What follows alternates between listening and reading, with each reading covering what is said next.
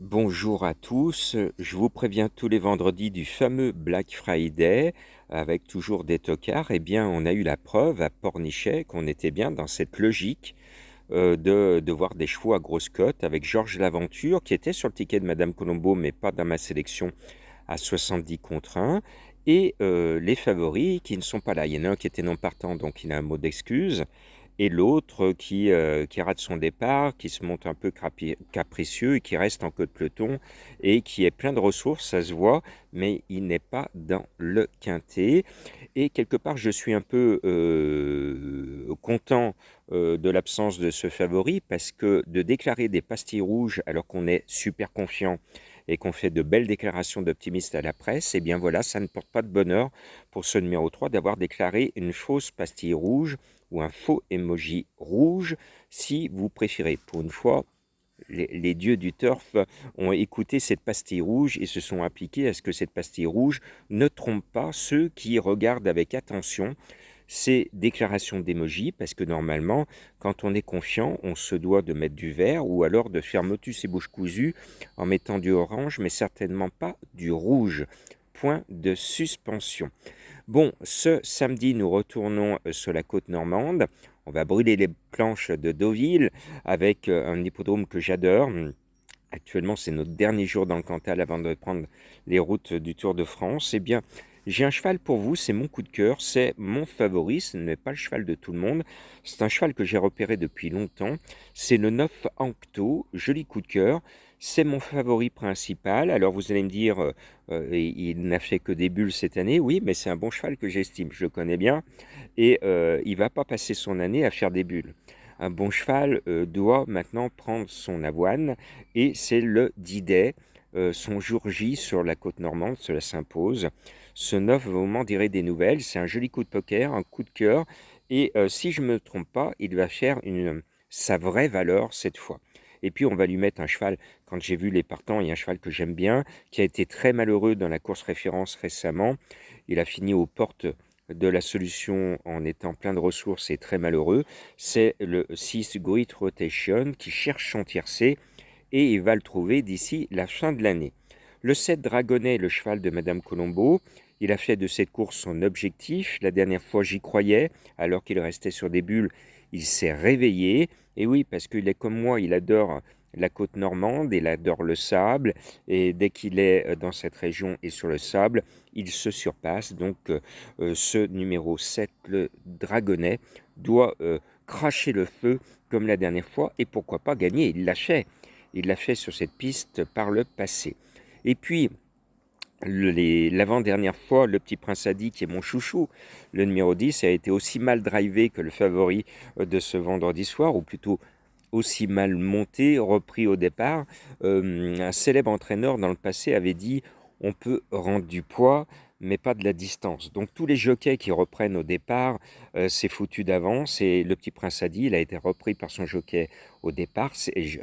J'étais chaud avec lui ce jour-là, j'étais vert au bout de 30 mètres de course, j'étais vert de voir le comportement du jockey. La dernière fois, il n'a pas été mieux monté, donc le cheval est malheureux. Cette fois, ce n'est pas n'importe qui est aux commandes, c'est Christophe Soumillon qui prend donc les rênes. Le 10, le Petit Prince a dit, Cricri, s'il te plaît, monte comme il faut, le Petit Prince a dit, ne le tiens pas dans les derniers, et si tu es à mi-peloton, tu gagnes la course, c'est ce que je te dis, hein, Cricri, si tu m'écoutes, c'est comme ça qu'on doit le monter, mon chouchou.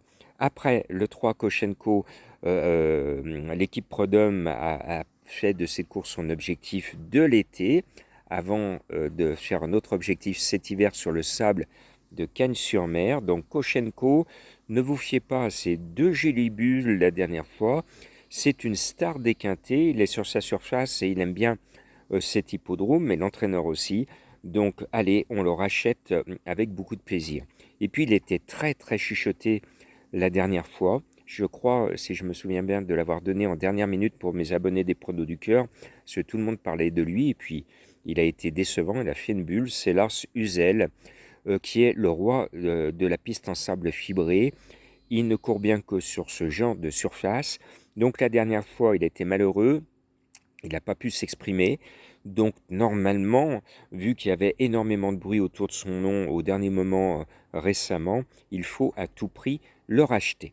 Et puis, les titres Marvel, le 16, je le mets parce que vous le savez, je suis un fan d'Alexis Pouchin, mais surtout, je voudrais dire bravo à Monsieur le handicapeur, parce que regardez à Deauville récemment, les titres Marvel, il gagne à 54 kilos et il bat Full Précieux qui était à 54,5. Eh bien, les titres Marvel est toujours à 54 et le pauvre Full Précieux, qui est actuellement numéro 8 de ce quintet, est à 57,5. Il a pris 3 kilos, alors que les titres Marvel, lui, a gagné. Qu'est-ce que vous avez fait, monsieur le handicapeur? Vous n'avez pas regardé la course, cette course-là? Eh bien, vous donnez une très très bonne chance à les titres Marvel. Moi, je serais le propriétaire de Full Précieux, même si l'entourage est confiant, je dirais c'est pas possible. Une telle situation au poids par rapport au numéro 16. Bon, c'est comme ça. Des chevaux ont le plaisir d'avoir la clémence du handicapeur. C'est pour ça que moi je clame depuis des années, je réclame depuis des années qu'on abandonne la formule handicap et que si on veut se cantonner encore à cette formule handicap, que ça soit plutôt un ordinateur qui fasse tout cela et que surtout on soit handicapé au poids par rapport aux sommes gagnées comme au galop. Je gagne de l'argent, je prends une pénalité en fonction du niveau de la course, je perds de l'argent, je déçois, je perds un peu de poids. Et ça, l'ordinateur le ferait très très bien. Parce que certains chevaux, on le voit dans toutes les courses handicap, on se demande des fois des chevaux qui n'ont rien gagné, je l'ai signalé cette année, se retrouvent plus chargés qu'un cheval qui a gagné pas mal d'argent. Où est la logique du handicap? Bon, point de suspension, je referme cette parenthèse, j'y reviendrai certainement à la rentrée. Et puis David Smaga, je l'aime bien, je l'ai toujours connu, ses cheveux ont blanchi, mais il est toujours là, et c'est le roi des quintés. Il nous en met deux, Exciting est un peu chargé, donc je me dis que sa meilleure chance c'est El Magnifico, que j'aime bien, le numéro 11. Il a gagné l'avant-dernière fois, et puis récemment il a été très très malheureux, il n'a pas montré sa valeur, et Christian Demuro est quand même le jockey maison de David Smaga, et Christian Demuro qui connaît très très bien El Magnifico a décidé de se mettre sur ce numéro 11. Donc ma sélection, le 9, le 6, le 7, le 10, le 3, l'As, le 16 et le 11. Mon indice de confiance, eh ben, on reste à Deauville avec ses gros quintés difficiles à trouver, 1 sur 5. Je vous rappelle quand même que je vous ai donné 2 quintés de suite, mercredi et jeudi. Merci de me suivre dans le monde entier. Bon week-end et bonnes vacances aux Aoussiens.